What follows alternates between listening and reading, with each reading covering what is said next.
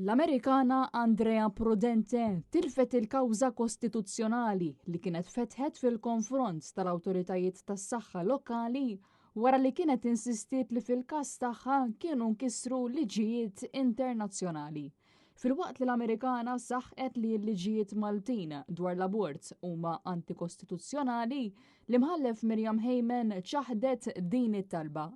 Il-każ tagħha jmur lura għal Ġunju tal-2022 meta Prudente fotografa minn Seattle li kienet akkumpanjata mis-sieħeb tagħha kienet talbet sabiex twettaq abort f'pajjiżna waqt btala. Madankollu din it-talba kienet irrifjutata mit-tobba tal-isptar Mater Dei. Dan kien każ li kien qajjem dibattitu nazzjonali għal xhur sħaħ bl-imħallef tisħaq li l-mara kienet intużat minn persuni li huma favur l-abort u li jittantaw japprofittaw mis-sitwazzjoni tagħha sabiex tinbidel il-liġi Maltija kif xtaqu. L-imħallef insistiet li l-Prudente ma nkissrula ebda drittijiet u kienet irċeviet attenzjoni u kura medika tal-ogħla livell.